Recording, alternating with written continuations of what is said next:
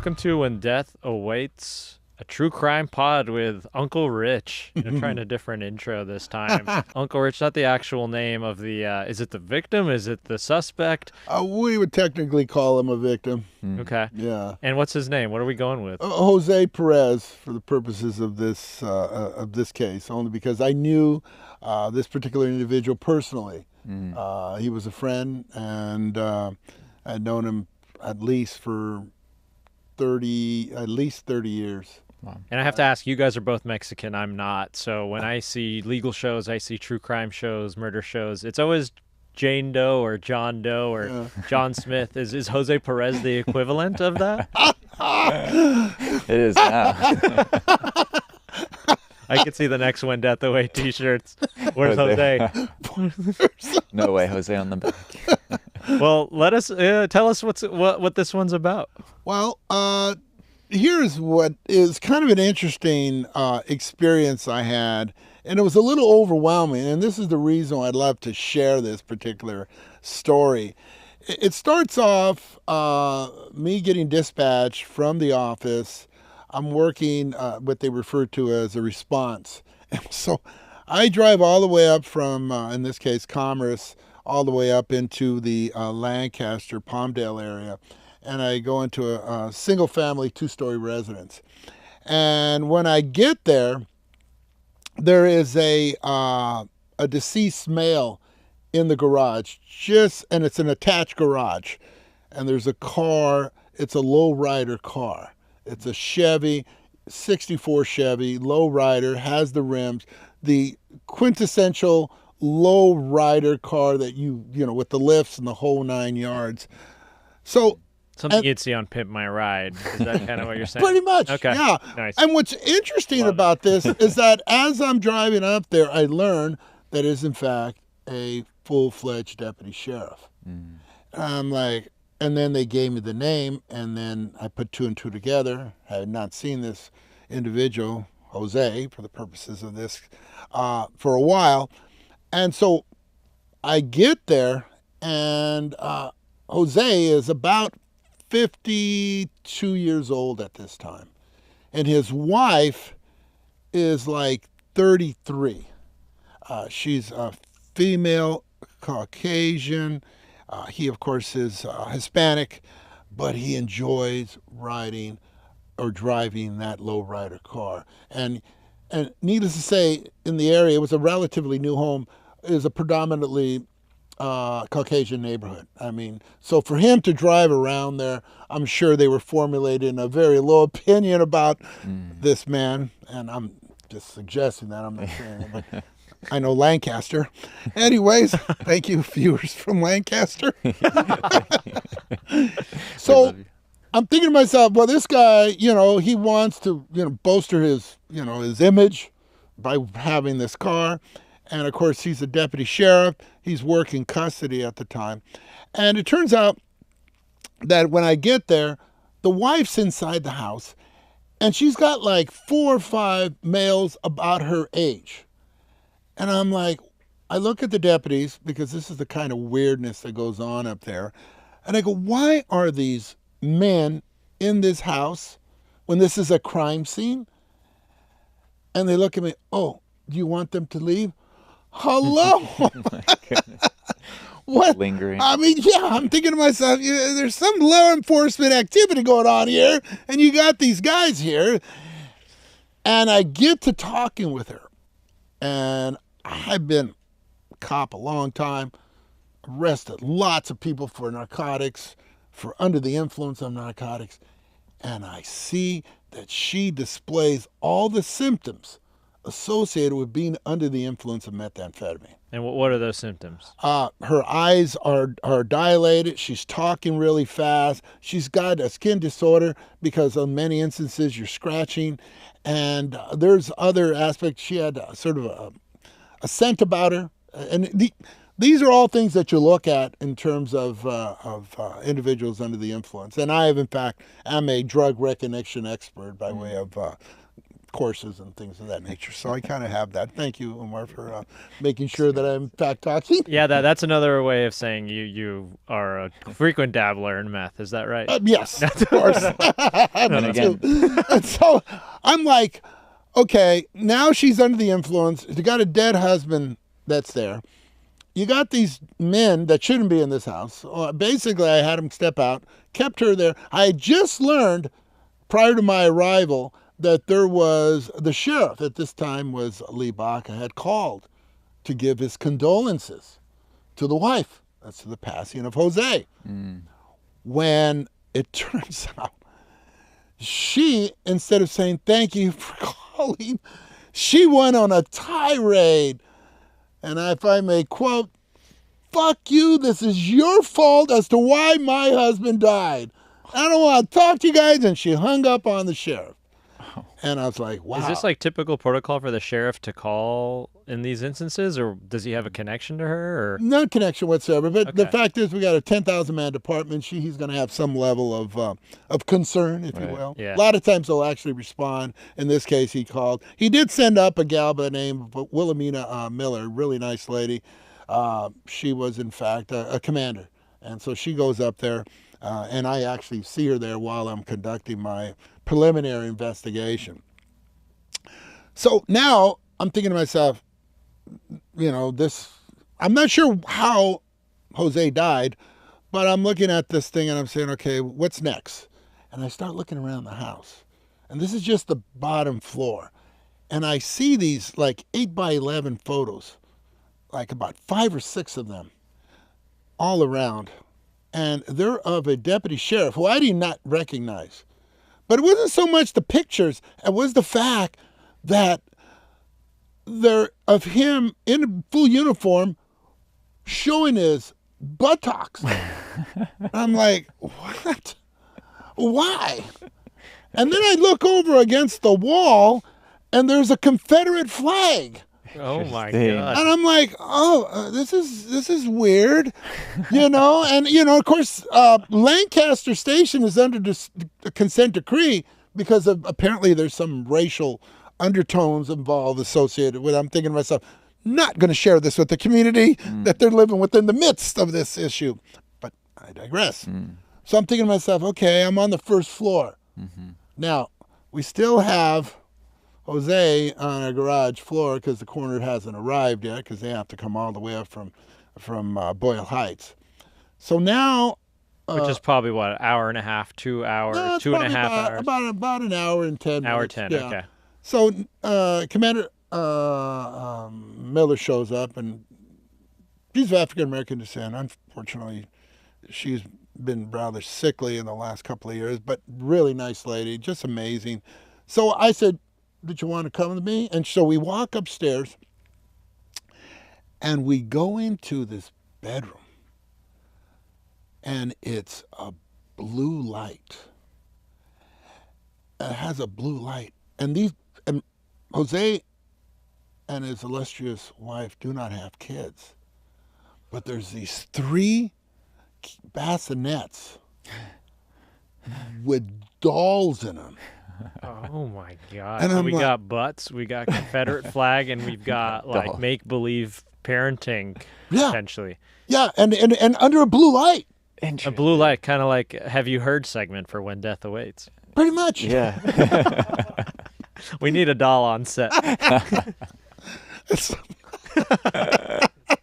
That's for our YouTube listeners. But you would figure that would be the strangest part of it, but it gets weirder, believe it or not, because in that particular bedroom is a closet. And I look, and there's a red light in there, similar to this. And I walk into this closet, and there's all these demonic books. Oh gosh. I mean, I've never heard of this. Maybe you guys have. The Reverse Bible, have you ever heard of that? No, have I'm not. No, I didn't never either. Some you know. light reading. And they had all these books of devil worshiping. Wow. So you go from a blue room, a fake. from With heaven babies. to hell. Mm-hmm. Oh, okay. Right? Yeah. Yeah. Yeah. The babies are pure. Yeah. and the closet is hell with all the satanic stuff. That's amazing. That is thought about amazing. Yeah, I mean, I can't make this stuff up. I'm like, what? And so at this point, the other bedroom, you can believe this, there's another bedroom. And in that bedroom was all this German paraphernalia, the swastika, the various, sort of veneration of Adolf Hitler and things of that nature. Mind you, what was most astonishing about this, here we got a lowrider, Jose, who's, professing to be this guy from East LA that's going to, in some way, somehow, show people from Lancaster that, hey, they exist. But then you go in there and it's a complete contradiction. So I'm like, I'm looking at this thing and this gal is still downstairs and she's still yapping away. She said, why are you guys going up there and so forth and so on? We're trying to figure out what's going on. We go into the bathroom. That's fascinating. There was water in the bathtub, like very shallow water. And there was probably in excess of about 10 dildos floating around. Oh my God. All different colors. Yeah, Chris needs the details. I do not. You don't remember any of those details. Talk about hoarding evidence. We did not collect those. But we did, in fact, find it fascinating, not to be confused with fantasy. So what's it doing in the water? Like marinating? Like why are there 10 in the tub? I do not know. That's a very fact. Aside from all the other weirdness that went on, and it's most interesting is that they actually had a master bedroom that was completely free of any weirdness. Wow, okay. It's like, if you wanted to see weirdness, go to these two bedrooms or go to that bathroom. My God. 3 bedrooms upstairs, And so, anyways, along those lines, just to move forward, I'm thinking to myself, there's just too much weirdness here. I'm a response team. I'm just by myself. There may be a potential, criminality here by way of maybe some foul play. So I called. There were 5 dudes, 10 dildos. All right, sorry, I digress. Do the math. This episode's unhinged. Keep going. I need to know what happened. Yes, please. Yes, please. And I don't want to make light of this, but oh my God, yeah, I don't even know what happens at the end. There might be. This whole episode might be inappropriate. Yeah.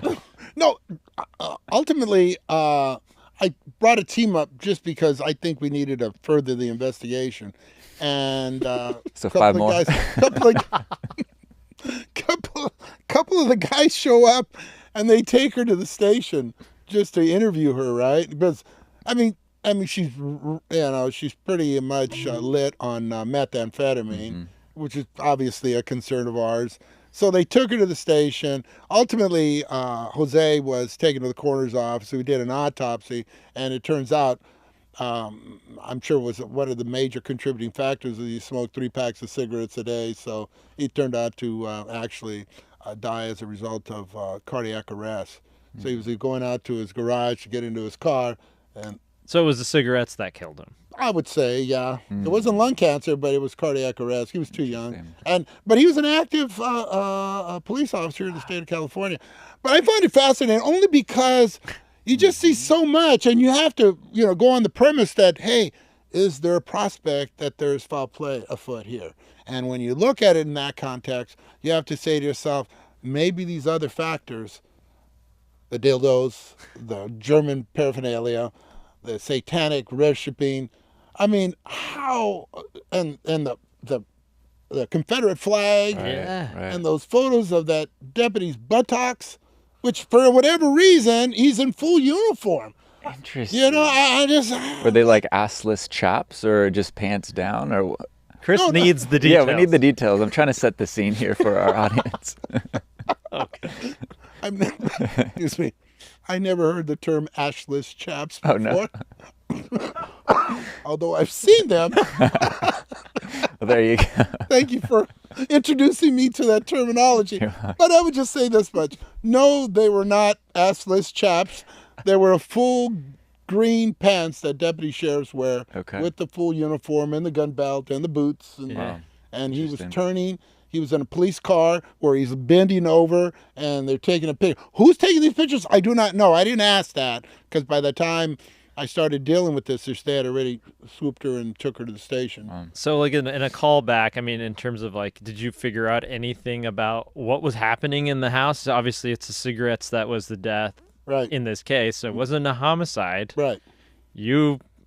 How quickly did they figure that out? That's one question. The other is, what, like, why did the wife or girlfriend or whoever she was...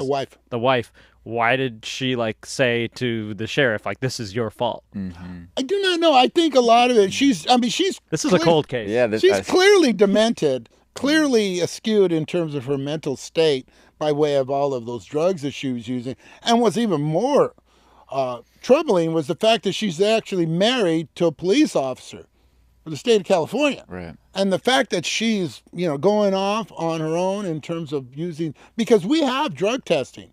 So if Jose had, in fact, in any way, shape, or form been using dope, we would have known because he had to show up to work, on a daily basis. Wow. And he was working out of the North County facilities at the time.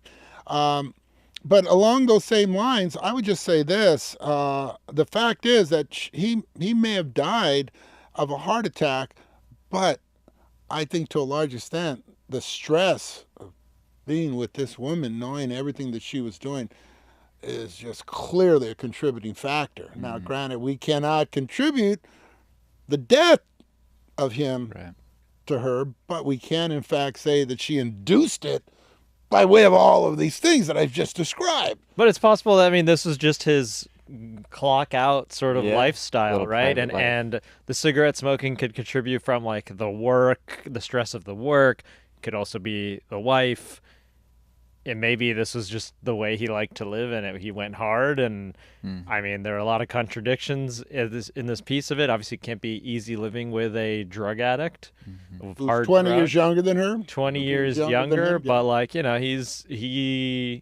I don't know him. You know Jose. Yeah. But he stuck with her maybe, and he chose this, and he allowed the display of the photos. Like, there's got to be some level of like, these are his decisions. I agree. Yeah. I'm not gonna disagree with all of those facts. He did in fact make an adult decision to remain with her. And that matter of fact, that house was relatively new. They weren't there very long. I would say no more than maybe a year and a half. So for her to have established all these weird rooms, didn't take much longer. I don't know. And here's another aspect. I'll just tell you along the lines of all this stuff that I've seen over my lifetime. Not that I wanted to, I figured, anyways, is that you just never know what's going on in a house. Yeah. You got some weird stuff. I mentioned in a previous episode that I was with CNN. The guy was having kids with the daughter and the mother. Oh. Come on. Really? Crazy. Yeah. And of course, ultimately, the mother died from lung cancer, but he ended up... Cigarettes. Killing everybody.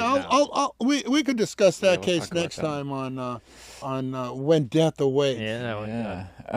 One of my questions was going to be, did Jose Perez, how was he on the force? Was there any noticeable, did anyone suspect that? It basically happens along the lines of L.A. County. I can't count for anybody else because this is my own perspective in terms of our department, is that he had worked in patrol, and then he went back to the jail. Now, generally speaking, when you go out to patrol, you generally are gonna advance yourself, go on investigations and so forth, or remain in patrol. But when you go to patrol and then ultimately go back to the custody facilities, generally your career is not thriving. So that's why he was in Lancaster, where there's that big correctional facility? Yeah, it's actually over in Santa Cruz Valley. So he probably drove about 45 minutes to get to work. Is this the same one that we previously profiled where there was a big brawl at the facility? Yeah. Yeah. Yeah, that was South Facility. I think he worked up at NCCF, Okay. which is the North County Correctional Facility. It was a newer facility. Got it. But again, when it comes to that, in terms of as far as his issues, he didn't have any issues. Obviously, he was going to work every day and so A forth. professional and at so work. on. So, yeah. Yep. So, Interesting. and again, they have drug testing and all the time. And in that regards, I'm sure he had passed the test. So there was did we- no indication, by the way, of the autopsy that reflected that he had methamphetamine in his system. Wow. There's a million questions still, but one of the ones that I'm curious about, if you got any answers on, who were the 5 guys that were there when you got there? Well, we were told that they were her friends, not his. And they're all male, Caucasians, pretty much neighborhood type individuals that decided to hang out there while Robert went off on his little lowrider car. And again, those were not his friends. They were all in their late 20s, early 30s, very much the age of his illustrious. So, have you heard, this is the part of the show where we dive into true crime in the headlines, viral cases, and what the internet can't stop talking about, from cold cases cracking wide open to courtroom drama blowing up on social media. If it's making noise in the true crime world, we are on it. So today, I say we talk about something that's been popping up a little bit here and there, Luigi Maggioni. As we all know, this is the suspect that murdered the CEO of one of the healthcare companies. Yeah, United Healthcare. United Healthcare, correct. And it's been popping up in the news a lot. I mean, we've seen, he's been glorified in certain ways, and other sides, he hasn't so much. What are your thoughts on this case that's going on right now? Well, there's rumblings that they want to pursue the death penalty on this case, which I find fascinating, in that there was an element that would justify a death penalty case by way of, the premeditation was definitely there. He definitely targeted this particular individual, and more than anything else is the fact that he has a lot of support. Now, here's my point on that issue: is that at this juncture, we have no other co-conspirators associated. There was nobody else aspiring or encouraging him to do this, and in that regards, there is some level of concern about, and it's interesting, it goes to whether or not he is mentally fit to even be prosecuted in a way that would ultimately lead to the death penalty. So there's a number of factors there, and even going to the Idaho case I was just listening to, and this goes to the case we're talking about in New York, is that the attorneys, the defense attorneys, are laying a foundation to at least establish that this person is in fact mentally unfit. And in particular, the Idaho case, they had autism. In this case, is obviously you see him on TV and he's reacting, he's angry. The police are trying to hold him down and so forth and so on. And there's to me, in the case of the New York case, you have to ask yourself, he loves attention. He is just admiring it beyond belief. Amazingly enough, he's feeding into the frenzy as far as that's concerned, because what's motivating him to be that way? I think he's so accomplished at being able to excite and gin up his crowd by way of just his overall behavior. That in and of itself, you have to ask yourself why. More than that is the fact that the healthcare system is truly under suspicion in terms of when we could be provided healthcare, when we could not, the expense. And so that's why there's so many sympathizers there. Right. It's such a like people glorifying as like a vigilante justice on a critique of the larger problems of the healthcare system. I'm so fascinated to see how it does at trial. I mean, selecting a jury is going to be a huge challenge, I think, in terms of who you pick that can think and act objectively. Because there could be a lot of folks who be like, yes, it's premeditated. The facts are there. He did it. It's wrong on its face. But there could be many people who are just like, hey, like he did a solid for people. Like these CEOs and companies that prey on human lives day over day or reject providing health care is criminal in and of itself, and the government and the current system wasn't doing anything, and Luigi's our hero and he got it done. And how it plays out is going to be so fascinating in the courts.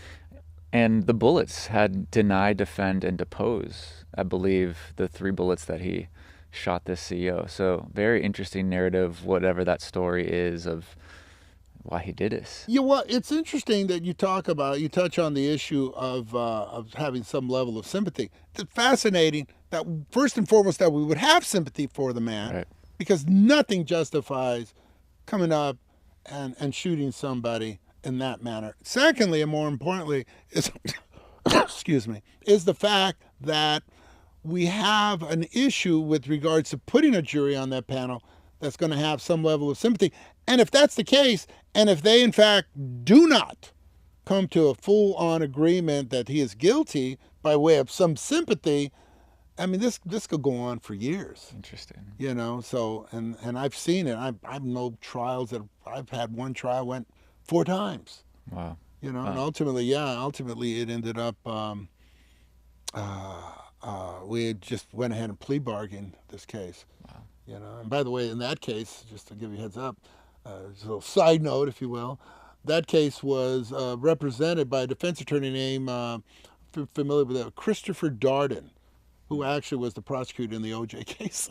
Oh, wow. Yeah, I know, I was up against that man, but that's another story. Yeah. And the OJ case, exactly. And the OJ case was televised. You don't think these cases would ever, these court trials would ever be televised again, would you? No, if it's a federal case, they won't. They won't. And generally, New York generally doesn't make it a point to televise their case. California loves that type of limelight for whatever reason. Entertainment. I feel like there's so much public intrigue in this one, and I think you said venue to venue, jurisdiction to jurisdiction, it varies and it differs, and it might fall into that, but I don't know. I feel like with this one, there's enough public interest that they'll establish rules. I'm sure the jury's going to be sequestered, and I would put my money on that it will be televised. Wow. I don't think the powers that be will want it because they don't want to incentivize this sort of behavior or glorify him, but I don't know if there's any way they're going to be able to stop that.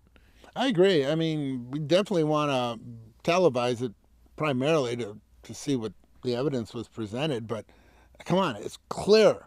Yeah. The guy comes up to the back of his head and pops him. Really? Yeah. And then he runs off, and then he's found with the gun? How much more evidence can you, in fact? But I don't think it's so much about the evidence. I think it's more about the theater of it, right? And what case does the defense make?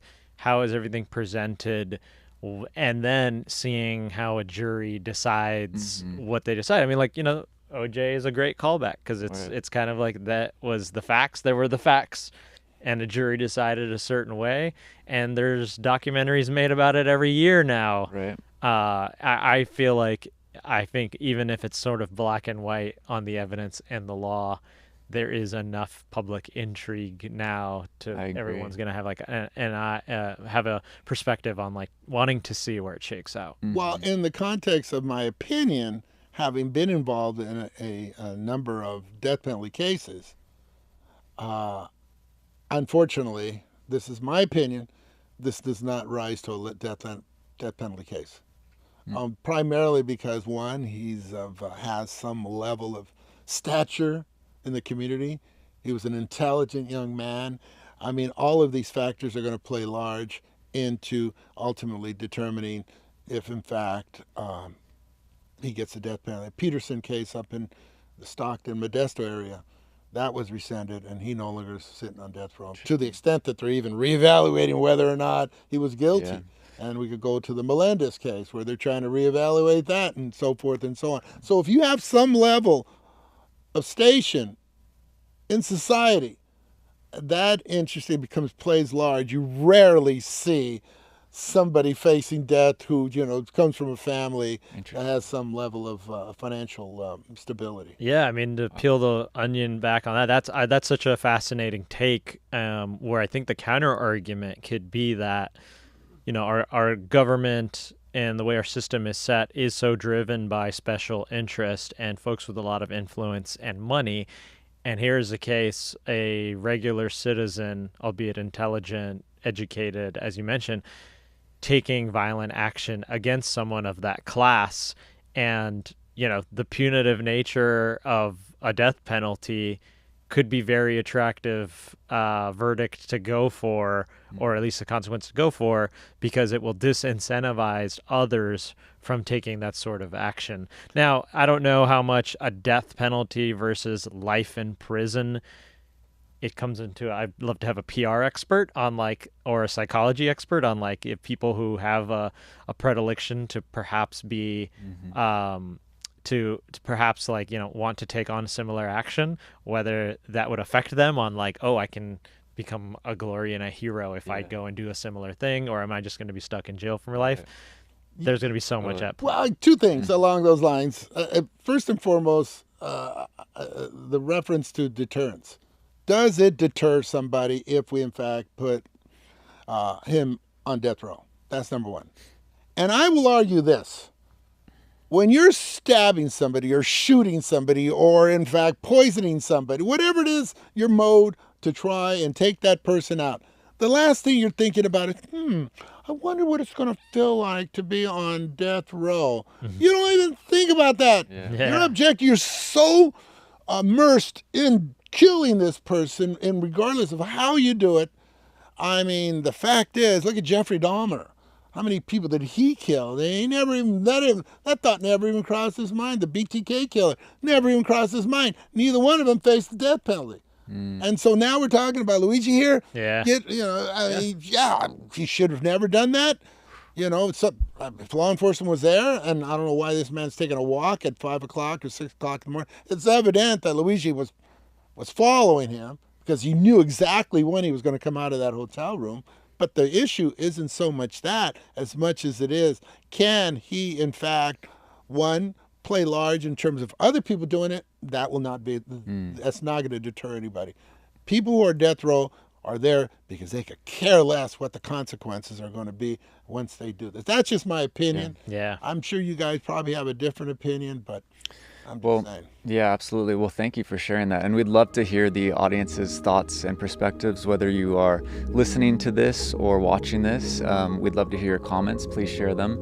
And hit that like and subscribe button. That helps us out, continues to have these broadcasts, and we can continue to bring in more guests and talk about more true crime cases.